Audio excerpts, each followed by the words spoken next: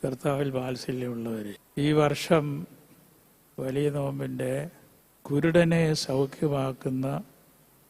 ആക്കിയ സംഭവം നമ്മുടെ ശ്രദ്ധയിൽ വരുന്ന 6ാമത്തെ ഞായറാഴ്ചയാണിത്. അതോടൊപ്പം ഏറെ വർഷങ്ങളായി നടന്നു വരുന്നത് പോലെ സഭാദിനമായി, അതായത് കാതോലിക്കാ ദിനമായി ആചരിക്കുകയും ചെയ്യുന്നു. ഈ 2 വലിയ കാര്യങ്ങളാണ് ഇന്നൊരു ഏകദേശം ഒരു പെരുന്നാൾ, ഒരു ഫെസ്റ്റിവൽ ഡേ ആണെന്ന് പറയാം. യേശുക്രിസ്തു പ്രവർത്തിച്ച ധാരാളം അമാനുഷമായ, മനുഷ്യൻ്റെ ഭാഗത്തു നോക്കിയാൽ അത്ഭുതം, മിറക്കിൾ എന്ന് പറയാവുന്ന ഒരുപാട് കാര്യങ്ങൾ അദ്ദേഹം ചെയ്തു. അത് ദൈവത്തിൻ്റെ ഭാഗത്ത് നോക്കിയാൽ അത് മിറക്കിൾ എന്ന് വിളിക്കാൻ ഒക്കുകയല്ല. അടയാളമാണ്. ഏതിൻ്റെ അടയാളം എന്ന് ചോദിച്ചാൽ ദൈവരാജ്യം വന്നെത്തിയിരിക്കുന്നു എന്നതിൻ്റെ അടയാളം. അദ്ദേഹം ചെയ്ത ഓരോ സൽക്കർമ്മങ്ങളും സഹായങ്ങളായിരുന്നു. അത് കല്യാണ വീട്ടിൽ ഒരു ഭക്ഷണ സാധനം കുറഞ്ഞു പോയാൽ അതിന് നിവൃത്തി ഉണ്ടാക്കുന്നത് മുതൽ ഇങ്ങോട്ട് ഓരോന്നും ആലോചിച്ച് നോക്കിയാൽ മനുഷ്യ സമൂഹത്തിൽ എല്ലാവരും പരസ്പരം ബന്ധപ്പെട്ട് മാത്രമേ ജീവിക്കുവാൻ സാധിക്കുകയുള്ളൂ. എല്ലാവർക്കും എല്ലാവരെയും വേണം. ആരും ഒരു ഐലൻഡായിട്ട് നിൽക്കാൻ സാധ്യമല്ല. പരസ്പര ആശ്രയവും സഹായവും കൂടിയേ തീരൂ. ഉദാഹരണമായി നമ്മൾ നോമ്പിലെ 1ാമത്തെ ഞായറാഴ്ച യേശുക്രിസ്തു വലിയ അത്ഭുതം പ്രവർത്തിച്ച് നമ്മൾ പറയും. ശരിയാണ്, വെള്ളം, സാധാരണ വെള്ളം വീഞ്ഞായി. അപ്പം നമ്മൾ പറയും ഇതൊരു വലിയ അത്ഭുതം പ്രവർത്തിച്ച് യേശുക്രിസ്തു.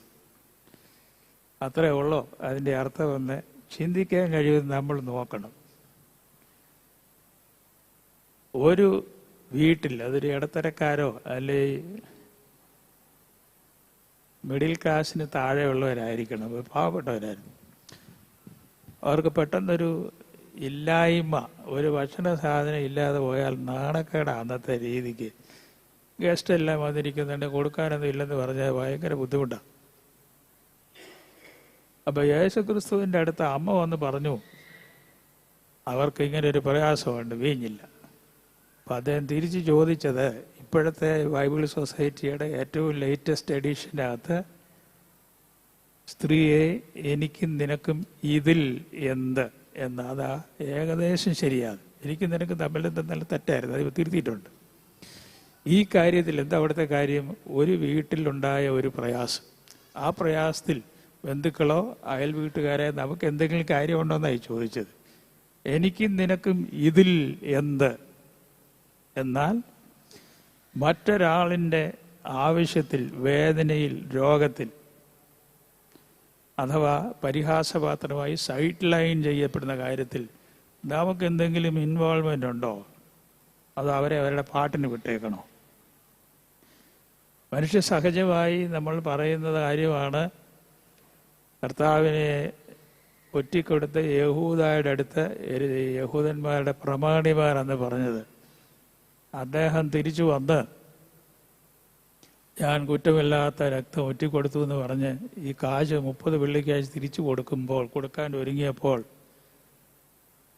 അവർ പറഞ്ഞു, നീ നിന്റെ കാര്യം നോക്കിക്കോ, ഞങ്ങൾക്ക് ഇതിനകത്തൊന്നും നഷ്ടവുമില്ല, ലാഭവും ഇല്ല, നിന്റെ കാര്യം നീ തന്നെ നോക്കണമെന്ന് പറഞ്ഞാൽ നിന്റെ ബുദ്ധിമുട്ടിൽ ഞങ്ങൾക്ക് ഒരു കാര്യമാണ്, നീ ഇതിൻ്റെ പാട് നോക്കി പോക്കോ, നീ മരിച്ചാലും കെട്ടി തൂങ്ങിയാലും ഞങ്ങൾക്കൊരു പ്രശ്നമില്ലെന്ന് പറയും. ഇതാണോ മനുഷ്യത്വം? അത് നമ്മൾ വായിക്കുന്നതാണ്. വളരെ ദുഃഖത്തിലായി ആത്മഹത്യയുടെ മുനമ്പിലിരിക്കുന്ന ഒരു മനുഷ്യനെ മുഖത്ത് നോക്കി നിന്റെ കാര്യം നീ പോകുന്നു ആത്മഹത്യ ചെയ്തു.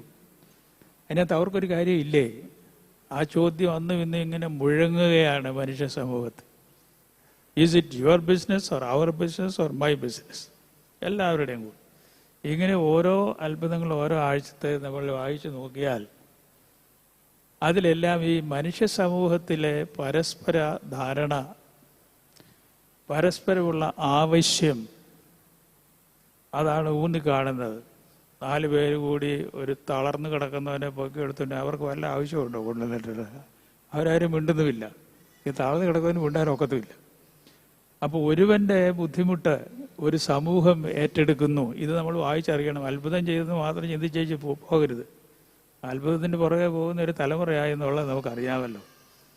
അവിടെ ഒരു മനുഷ്യന്റെ പ്രയാസം ഒരു സമൂഹം, അവൻ ഉൾപ്പെടുന്ന ഒരു കമ്മ്യൂണിറ്റി ഏറ്റെടുത്തിരിക്കുകയാണ്.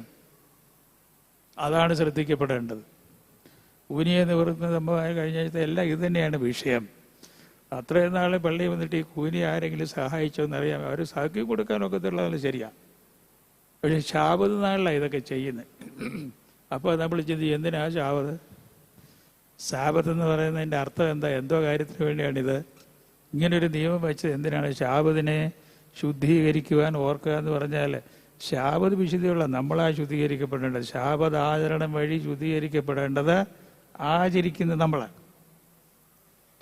അപ്പോൾ ഇത് തന്നെയാണ് ഇന്നത്തെ ഈ അന്ധന് കൃഷ്ണമണി ഇല്ലായിരുന്നു എന്നാണ് ഇവരൊക്കെ എഴുതി വച്ചിരിക്കുന്നത്. കണ്ണിന് കൃഷ്ണമണിയില്ല, ഐബോൾസ് ഇല്ല. അപ്പോൾ അത് മണ്ണ് കുഴച്ച് അങ്ങോട്ട് വെച്ചു കൊടുത്തു. ആദ്യത്തെ സൃഷ്ടിയെ അനുസ്മരിപ്പിക്കുന്നതാണിത്. കണ്ണ് സൃഷ്ടിച്ച് അങ്ങോട്ട് വെച്ചു കൊടുത്തു. അപ്പം നമ്മൾ പറയും ഇതൊരു വലിയ അത്ഭുതമാണ്. അത്ഭുതം തന്നെയാണ്. പക്ഷേ ഒരന്ധൻ അല്ലെ അന്ധന്മാരോടുള്ള സമൂഹത്തിന് എന്തെങ്കിലും റെസ്പോൺസിബിലിറ്റി ഉണ്ടോ? നമ്മൾ കാണാമല്ലോ, വടിയും കുത്തി റോഡിൽ കൂടെ ഇങ്ങനെ തട്ടി പോകുന്നവരെ കാണാമല്ലോ. ഇപ്പോൾ അവർക്കൊത്തിരി സൗജന്യമൊക്കെ ഉണ്ട്. ബസ്സിൽ യാത്ര ചെയ്യുന്നതിനൊക്കെ സൗജന്യ യാത്ര കൊടുക്കും ഇപ്പം സർക്കാരുകൾ. പക്ഷെ ഒരു സമൂഹത്തിൻ്റെ കൺസേണായിട്ട് വരുമോ? ഒരു ക്യാൻസർ രോഗി, കണ്ണ് കാണാൻ മേലാത്ത ആൾ, കാല് തളർന്നു പോയ ആൾ, അതൊരു അദ്ദേഹം ആ വ്യക്തി ഉൾപ്പെടുന്ന സമൂഹത്തിൻ്റെ ഒരു കൺസേൺ ആകുമോ? ഇതാ ദൈവം ചോദിക്കുന്നത്. എനിക്കും നിനക്കും ഇതിലെന്തെങ്കിലും ഉണ്ടോ എന്ന ചോദ്യം അവിടെയാണ്. നമ്മളാരും ഇതറിയില്ല. നമ്മൾ അത്ഭുതത്തിന് പുറകെ പോകും. അന്ധനായിരുന്നവന് സൗഖ്യം കൊടുത്തു, ശാപത്തിലായിരുന്നു അതിൻ്റെ വഴക്ക് വേറെ. ശാപത്തിൽ ചെയ്യാൻ പാടില്ലെന്ന് പറഞ്ഞാൽ അവനെയാണ് ചെയ്യാൻ ഒക്കുമെന്ന് തോന്നുന്നത് കേട്ടാൽ. അവിടെയും ഇതേ സന്ദേശം തന്നെയാണ്. നിങ്ങൾക്ക് പരസ്പരം ഒന്നുമില്ലേ? അടുത്ത ആളിനെ അല്ലെ നിങ്ങളുടെ വീട്ടിലെ ആളിനെ വേറൊരുത്തൻ്റെ വേദന, അവൻ്റെ നഷ്ടം നിന്നെ ഏതെങ്കിലും രീതിയിൽ ബാധിക്കുമോ? കൈ മനുഷ്യ സമൂഹത്തിൽ ഒരു വിരലിന് വേദന വന്നാൽ കാലിന് വേദന സമൂഹം ശരീരം മുഴുവൻ വേദനിക്കുമോ എന്ന ചോദ്യം ഇന്ന് വളരെ വളരെ പ്രസക്തമാണ് ചോദ്യം. ഇത് അദ്ദേഹം പഠിപ്പിക്കുകയാണ്. ദൈവം മനുഷ്യനായി വന്ന് എന്തിനാ? അദ്ദേഹത്തിന് സ്വന്തം ആവശ്യത്തിന് വേണ്ടി അല്ലല്ലോ, ആർക്കൊക്കെയോ വേണ്ടി, എല്ലാവർക്കും വേണ്ടി. അത് അദ്ദേഹത്തിൻ്റെ കൺസേണായിട്ട് എടുത്തു. അനർഹരായ മനുഷ്യൻ്റെ വീഴ്ചയും ദുഃഖവും മരണവും ഏറ്റെടുത്തുകൊണ്ടാണ് ദൈവപുത്രൻ വന്ന് അതിന് നിവാരണം ഉണ്ടാക്കിയത്. ഇതാണ് പ്രധാന സന്ദേശമായി പഠിപ്പിക്കുക. ഇത് കേട്ടുകൊണ്ടിരിക്കുന്ന പരുമലപ്പള്ളിയിൽ ഇരിക്കുന്നവർ മാത്രമല്ലല്ലോ ഇത് കേൾക്കുന്നത്. ഞാൻ മനസ്സിലാക്കുന്ന ഈ ലൈവ് ഇങ്ങനെ പോവുകയാണ് ലോകം മുഴുവൻ. അപ്പം മലയാളം തന്നെ പറഞ്ഞുകൊണ്ടിരുന്നത് നിങ്ങൾക്ക് ഇഷ്ടമായിരിക്കും. പക്ഷേ ഇംഗ്ലീഷ് പറയാൻ തുടങ്ങിയാൽ നിങ്ങൾക്ക് ഇഷ്ടമല്ലെന്ന് എനിക്കറിയാം. പലരും ചോദിക്കുക, എന്നത്തിനാണ് ഇവിടെ പരുമലക്കാരോട് എന്തിനാണ് ഇംഗ്ലീഷ് പറയുന്നത്? ഇത് ഇത്രയും പേര് മാത്രം ഇത് കേൾക്കുന്നത്. ലോകമെമ്പാടും ഉള്ളവരെ അമേരിക്ക രാത്രികൾ അവർ ഉണർന്നിരുന്ന് കേട്ടുകൊണ്ടിരിക്കുന്നുണ്ട്. പരുമലപ്പള്ളിയിലെ കുർബാന സശ്രദ്ധം എല്ലാ ആഴ്ചയും കേൾക്കുന്നവരുടെ മലങ്കര സഭാക്കളും അല്ലാത്തവരുമുണ്ട്. അപ്പോൾ അവർക്ക് വേണ്ടി നമ്മൾ മലയാളം മാത്രം പറഞ്ഞുകൊണ്ടിരുന്നാൽ അവരോട് ഇതിലും നന്ദികേടായിരിക്കും. അത് നമ്മുടെ ഭാഗത്തൊരു വീഴ്ചയാണ്. ഞങ്ങൾ ഇത്രയും പേര് മാത്രമേ ഉള്ളൂ സഭയെന്ന് പറഞ്ഞാൽ ഈ തവള കുണ്ടി കിടക്കുന്ന പോലെയല്ല, അങ്ങനെയല്ല. ഇത് ലോകം മുഴുവൻ വ്യാപിച്ചിരിക്കുന്ന സമൂഹമാണ്. അത്ര വലിയ സഭയൊന്നും അല്ലായിരിക്കാം. അതുകൊണ്ട് അല്പം ഭാഷ മാറ്റുന്നതിൽ നിങ്ങൾ എന്നോട് ക്ഷമിക്കണം. മുമ്പ് എന്നോട് ചോദിച്ചിട്ടുണ്ട്, എന്നത്തിന് അവിടെ ഇരുന്ന് മലയാളം പറഞ്ഞാൽ പോരെ എന്ന് ചോദിക്കും. ശരിയാണ്, പക്ഷേ ശരിയല്ല, രണ്ടും വേണം അവിടെ. We understand as Orthodox people, as Christians, especially the Eastern Orthodox people, that God cannot be known. വളരെ സ്ലോ ആയിട്ടാണ് ഞാൻ പറയുന്നത്. What God is, the essence of God shall never be known by anybody, not even angels. Nobody has seen him. So what God is, how much, how far, is not even at a guess. Nobody can even think about that. So how to know God? How to know God whom we have not seen? We cannot feel it. Maybe you can, through your meditation, you can have a feeling of that. But though this question, an answer has been made by the Eastern Orthodox Church, especially we are the 5-6 Oriental Orthodox churches. Normally, Eastern Orthodox Church is Russian, Romanian, Bulgarian, Greek, that group, Byzantine churches. Their philosophers and theologians, they have thought about this. Is it possible to know God? The Bible says Moses went up and he was in the presence of God. Moses saw God face to face. This cannot happen, we know. But Moses had a very deep feeling of the presence of God. We cannot understand that. It is inexplicable. Moses is fasting for 40 days and 40 nights on top of the mountain. Sinai, Mount Sinai. And he is there, he is all alone with God. He cannot see God, but he can taste, have a sweet taste of the presence of God. He is not feeling it. He is getting slowly converted to the presence of God. And ultimately we say Moses has seen God, knowing full well that nobody can see God. So the fathers of the Eastern Orthodox Church, they explain that the essence or unma of God can never be known by anybody. So they make a differentiation. Unma is transcendent. This is a very hard word, I know. You cannot replace it. God is transcendent, is beyond everything. Param. Paramariam comes from that word. But God manifests himself through what he is doing. Yehova തന്നെത്താൻ വെളിപ്പെടുത്തി ന്യായവിധി നടത്തിയിരിക്കുന്നു. ഏത് സങ്കീർത്തനാന്ന് പറയാമോ ആർക്കെങ്കിലും? പള്ളി വന്ന ചോദ്യത്തിൽ ഉത്തരം പറയാനാണോ? വെളിയെ പറഞ്ഞു ചെയ്തിട്ട് പൊക്കടോ നിങ്ങൾ പറയും. ഇങ്ങനെ വാചകം വായിച്ചിട്ടുണ്ടോ? യഹോവ തന്നെത്താൻ വെളിപ്പെടുത്തി ന്യായവിധി നടത്തിയിരിക്കുന്നു. ഇന്ന് പോയി കണ്ടുപിടിക്കുക. ഏതാ ആദ്യത്തെ 10 സങ്കീർത്തനത്തിനകത്തുള്ള പോയി കണ്ടുപിടിച്ചോളൂ. ഹോംവർക്ക്. യഹോവ തന്നെ. അപ്പം God has to reveal himself if we are to know who or what God is. Unless God reveals himself, it is just impossible to know what God is. That is what the Bible says. So the fathers of the Eastern Orthodox Church, God has an essence and his glory. Once Moses made a request, a very pious request. Oh Yahweh, oh God, let me see your glory. Mahatvam. And the answer is, you cannot see me and be alive. But I will pass like that.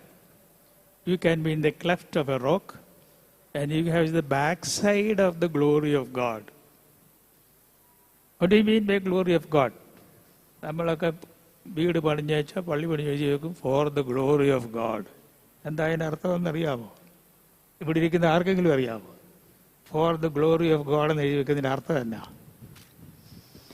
God is manifested through his glory, Mahatvam. So glory of God means the presence of God. Take it from me. The glory of God essentially means the presence of God, the manifestation of the presence of God. ഈശ്വര സാന്നിധ്യത്തിൻ്റെ പ്രത്യക്ഷമായ അടയാളമാണ് ദൈവമഹത്വം. അത് പ്രത്യക്ഷപ്പെടും. അങ്ങനെയാണ് ബൈബിളിലെ last ബുക്കിന് revelation എന്ന് പേര് വന്നത്. I repeat that the glory of God only means the manifestation of the real presence of God with us. So whenever next time you read that for the glory of God, remember that it means the presence of God is here. God's glory can be manifested. It can be felt by people like us. When the blind man is healed, Jesus explains, it is not because his father or mother did some sin, but the glory of God shall be manifested in ദൈവമഹത്വത്തിൽ പ്രത്യക്ഷപ്പെടേണ്ടതിന്. What is that? The glory of God is seen, is manifested when the blind man is given sight, which means God has acted. The presence of God is here and now with us. That is what when we say the glory of God is with us human beings. Jesus meant only that. This is to manifest, to tell you that the glory of God is available with you. Kingdom of God just means that the glory of God is with us. Emmanuel means the same, God with us. That is one idea which is very difficult to understand what it is. But the glory of God can be manifested. The essence cannot. Nobody will know what is the real essence of God, but when God acts through His works, through the manifestation of the glory of God, human beings can. In St. Peter's epistle, second epistle, first chapter 1, if you are interested, you have read. പത്രോസിന്റെ 2-ാം ലേഖനം ആദ്യം അധ്യായം വായിച്ചു വരുമ്പം ദൈവസ്വഭാവത്തിൽ പങ്കാളികളാകുവാൻ എന്നൊരു പ്രയോഗമുണ്ട്. അത് വളരെ വളരെ ബുദ്ധിമുട്ടാണ് മനസ്സിലാക്കാൻ. Is it possible to share in the nature of God, to participate in the nature of God? Saint Peter എഴുതി, അദ്ദേഹം സ്കൂളിൽ പോയിട്ടേ ഇല്ലാത്ത ആളാണ്. We human beings can. We have been given the blessing to participate in the nature of God. The Orthodox people call this theosis. You can ask somebody who is knowledgeable, what do you mean by theosis is this? We human beings can participate in the glory of God, in the nature of God. So the blind man is healed and he is the witness. Here is the one who gave me eyesight. And what is light? വെളിവ് നിറഞ്ഞ ഒരു ഈശോ നിന്റെ വെളിവാൽ കാണുന്നത്. ഏത് സങ്കീർത്തനമാണ്? നിങ്ങളെല്ലാം വെള്ളക്കുപ്പായിട്ട് കയറി ഇപ്പോണ്ടില്ല, അത് ചൊല്ലിക്കൊണ്ട്. ഏത് സങ്കീർത്തനമാണ് അത്? നിന്റെ പ്രകാശത്താൽ ഞങ്ങൾ ഒരാളെങ്കിലും പറ.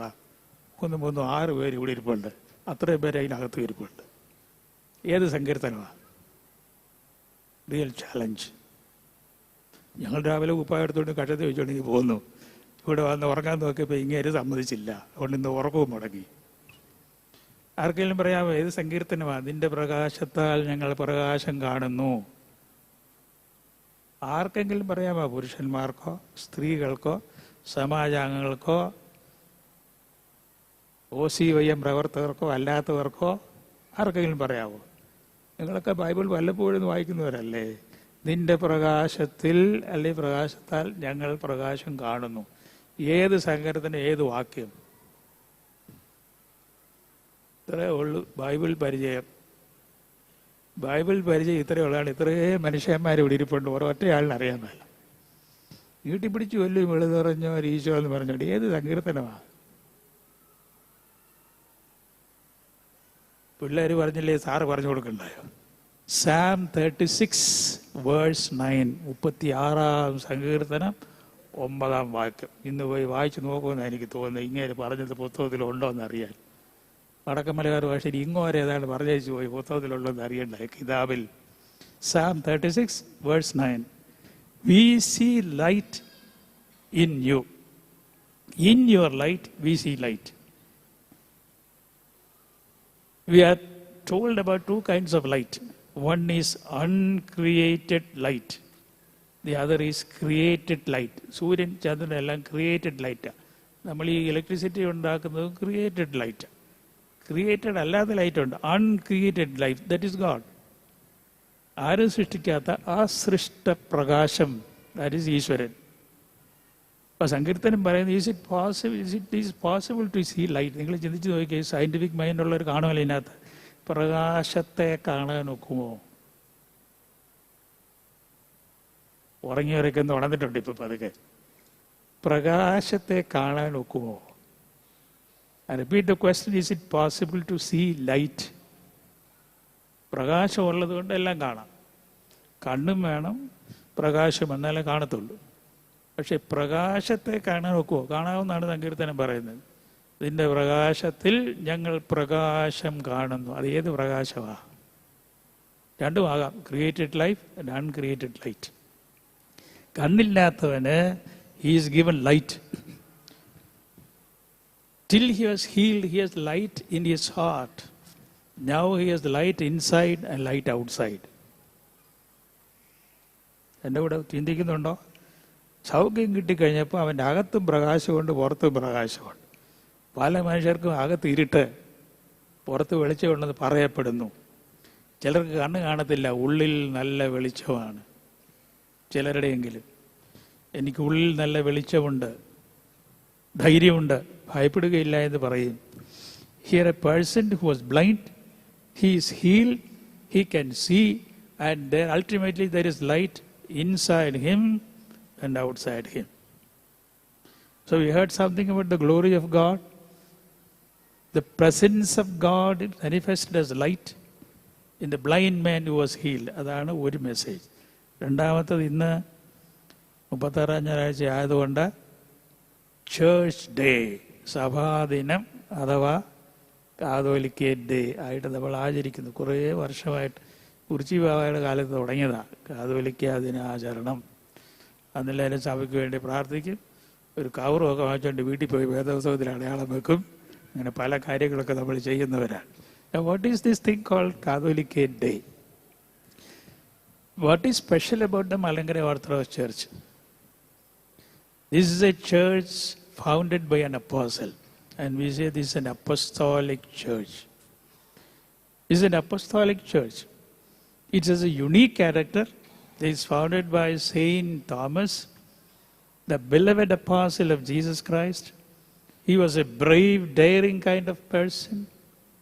He lived in India for 20 long years. Do you know that? How the founder of our church, Saint Thomas, he was in India for 20 long. No other apostle stayed in a country continuously for 20 years except Saint Thomas. And he is our father in Christ. Saint Thomas is father in Christ. He was a full apostle, meaning that he had all the graces given by Jesus Christ. It is given to all the apostles. So he was an apostle full of the grace of God. And when you say, talk about the heritage of God, Sunday before last we had that big meeting at Kotte. Saint Thomas heritage, Artham and Paidurgam. Heritage is what you get as a lineage from your father, your grandfather, from the family. As a church, the heritage we get is first Saint Thomas ordained high priests or priests or deacons, anybody. He founded the churches. He taught his daughters the word of God. And he died here as a martyr in 72 AD. Remember that. Saint Thomas arrived in India as per the history or no history. He arrived in India in AD 52. It is martyred in Chennai in 72 AD. So 20 long years our father Saint Thomas was here in India.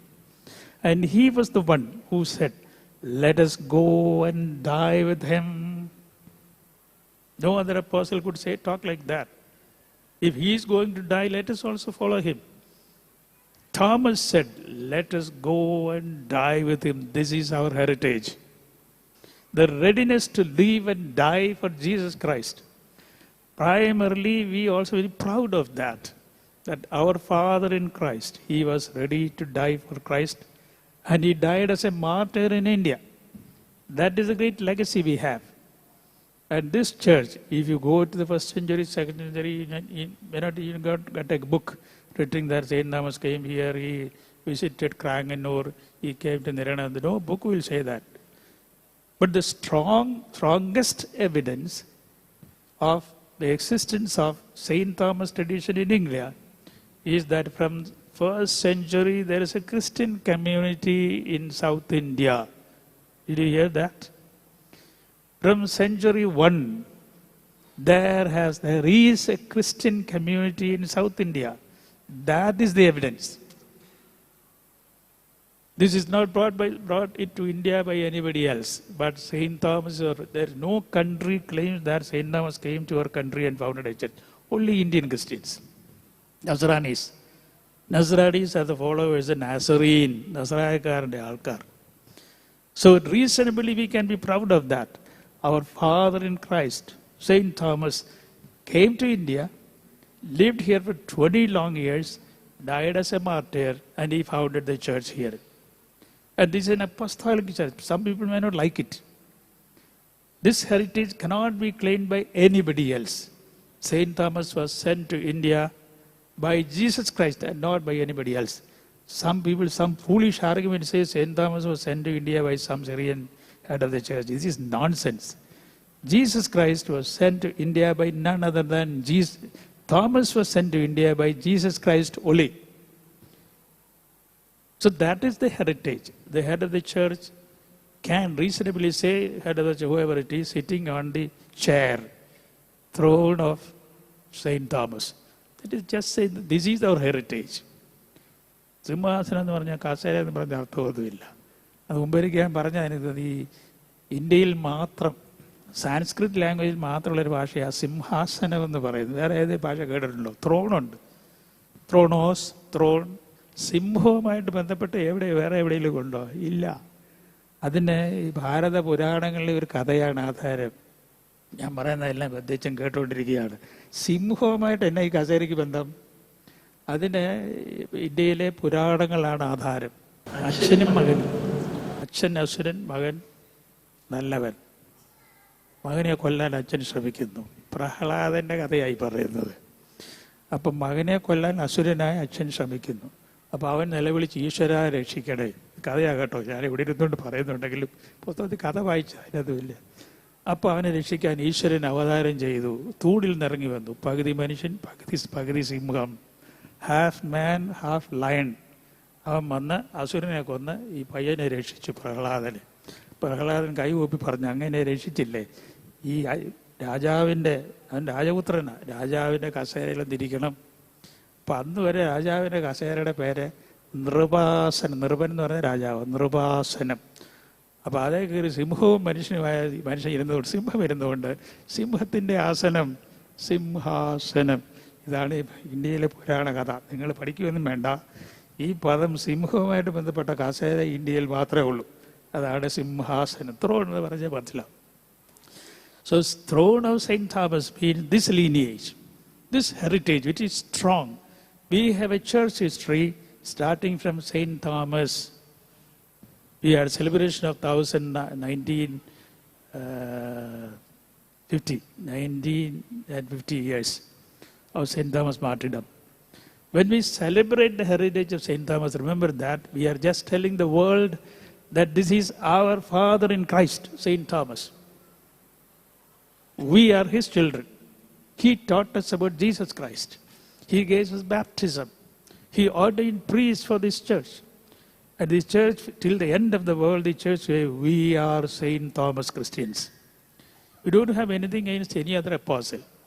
All apostles are given thrones by Jesus. നിങ്ങൾ എല്ലാവരും 12 പേരും 12 സിംഹാസനങ്ങളിൽ ഇരുന്ന ന്യായം വിധിക്കുന്ന പറഞ്ഞാൽ ഒരാൾ മാത്രമേ കസേര ശുദ്ധ അസംബന്ധമാണ്. ഗോസ്പൽസ് പറയുന്നു, സുവിശേഷം, നിങ്ങൾ 12 സിംഹാസനങ്ങളിൽ ഇരുന്ന് ഇസ്രായേലിൻ്റെ 12 ഗോത്രയെ ന്യായം വിധിക്കും. ഒരാളിനും 2 പേർക്ക് മാത്രമല്ല കസേര കൊടുത്തു. ഇങ്ങനെയുള്ള കസേര അല്ല ഉദ്ദേശിക്കുന്നത്. യേശു ക്രിസ്തു കൊടുത്തതെന്തോ അതാണ് കസേര. അല്ല അവിടെ തടിയുണ്ടോ അല്ലാത്തതുള്ളൊരു കസേര എന്നല്ല ഉദ്ദേശിക്കുന്നത്. We are the heirs for, നമുക്കതിന് അവകാശമുണ്ട് പറയാൻ. അതുകൊണ്ട് നമുക്ക് അതേ പ്രസംഗം പറഞ്ഞു കിടക്കാതെ അഹങ്കരിക്കാനുള്ള അർത്ഥമില്ല. We are the children of Saint Thomas. Saint Thomas was sent to India by Jesus Christ. ഞങ്ങളത് റിപ്പീറ്റ് ചെയ്യും. ശ്വാസം ഉള്ളിടത്തോളം കാലം റിപ്പീറ്റ് ചെയ്യും. ഞങ്ങൾ മാതാശ്രീയുടെ മക്കളാണ്. അദ്ദേഹത്തെ ഇങ്ങോട്ട് അയച്ചത് യേശു ക്രിസ്തുവാണ്. അത് ആർക്കും തൂത്ത് കളയാൻ ഒക്കുന്നതല്ല. അതിനെക്കുറിച്ച് ഞങ്ങൾക്ക് അഭിമാനമുണ്ട്. അഹങ്കാരമല്ല, അഭിമാനമുണ്ട്. എന്ന് പറഞ്ഞാൽ സെന്റ് തോമസ് ചെയ്ത പോലൊക്കെ ചെയ്യുകയും അദ്ദേഹം ജീവിച്ച പോലൊക്കെ ജീവിക്കുകയും ചെയ്യണത്. ഗ്ലോറി ഓഫ് ഗോഡ് എന്ന് പറഞ്ഞാൽ ദൈവത്തിന് യോജിക്കുന്ന കാര്യങ്ങൾ ചെയ്യണമെന്നാണ് അതിൻ്റെ മറുവശം. Everything for the glory of God means we need to act like God. ദൈവത്തെ പോലെ ജീവിക്കുക, യേശുക്രിസ്തുവിനെ പോലെ ജീവിക്കുക, അദ്ദേഹത്തെ പോലെ സ്നേഹവും ക്ഷമയും ഉള്ളവരായിരിക്കുക എന്ന് അതിൻ്റെ അർത്ഥം. സ്വന്തം സ്വരൂപത്തിലും സാധിച്ച് സൃഷ്ടിച്ചു എന്ന് പറഞ്ഞതിൻ്റെ അർത്ഥം അത് തന്നെയാണ്. So we claim the Saint Thomas heritage and we glory in the glory of God. I repeat that. When we say it is for the glory of God, it means the presence of God is here with us. So let us take heart. Jesus is one who heals. He preaches, teaches and heals. ഈ 3 ഭാഗം സുവിശേഷം എന്ന് പറയുന്നത്. Teaching, preaching, healing. ഈ 3 ജോലിയാണ് യേശു ക്രിസ്തു ചെയ്തത്. ഹീലിങ്ങിൻ്റെ പാർട്ടായെന്ന് കേട്ടാൽ അദ്ദേഹം പഠിപ്പിക്കുകയും ചെയ്ത് ഗുരുവാണ്. അത് നമുക്ക് പഠിക്കാൻ വേണ്ടി ഇതൊക്കെ ചെയ്യുന്നത്. Let whatever we do our very life be for the glory of God means God's nature is manifested in me, in us. ദൈവ സ്വഭാവം നമ്മളുടെ ലോകരെല്ലാം കാണണം. അതിൻ്റെ പേരാണ് സാക്ഷ്യം, വിറ്റ്നസ്. അല്ലാതെ എൻ്റെ വലത്ത് കൈയിലെ വേദന, ഇടത്ത് കൈയിലെ വേദന വലത്ത് കൈയിലോട്ട് മാറിയിരിക്കുന്നു, കർത്താവിന് സ്തോത്രം പറഞ്ഞുകൊണ്ട് അട്ടഹസിക്കുന്നതിൻ്റെ പേരല്ല സാക്ഷ്യം എന്ന് പറഞ്ഞാൽ. ഇതാണ് ദൈവ സ്വഭാവം എന്നിലൂടെ ലോകം മുഴുവൻ കാണട്ടെ. അത് നമ്മുടെ ജീവിതത്തിൻ്റെ ഉന്നതമാകട്ടെ. സഭയ്ക്ക് വേണ്ടി പ്രാർത്ഥിക്കുക. സഭയ്ക്ക് വേണ്ടിയുള്ള പ്രാർത്ഥന വരുന്നുണ്ട് കുർബാന കഴിഞ്ഞാൽ ഉടനെ. പിന്നെ നമ്മളൊരു ഓത്തെടുക്കുന്ന ഒരു പതിവുണ്ടല്ലോ, അതെല്ലാം കുർബാനയ്ക്ക് ശേഷം ഉണ്ടാകും. പരസ്യമായിട്ട് എല്ലാവരും കൂടെ സഭയോടും നാഥനോടും ചെയ്യുന്ന ഒരു വാക്കുണ്ട്. നമ്മുടെ വാക്കാണത്. ഞങ്ങൾ പ്രതിജ്ഞ ചെയ്യുന്നു യേശു ക്രിസ്തുവിനോട്, സഭയോട്, മാർത്തോമാ ശ്ലീഹായോടെല്ലാം. അത് നമ്മുടെ കുഞ്ഞുങ്ങളെ പഠിപ്പിക്കണം. We have the legitimate claim to be the children of Saint Thomas. അത് കുഞ്ഞുങ്ങളെ പറഞ്ഞു കൊടുക്കണം, അറിയാവുന്നവർ. നമ്മൾ ഈ ലോകത്തിൻ്റെ ഏത് ഭാഗത്ത് മൈഗ്രേഷൻ എവിടെ പോയാലും വേണ്ടിയില്ല, we are the children of Saint Thomas എന്ന് പറഞ്ഞാതിരിക്കുക. ദൈവം നമ്മളെ എല്ലാവരെയും വാഴ്ത്തി അനുഗ്രഹിക്കട്ടെ.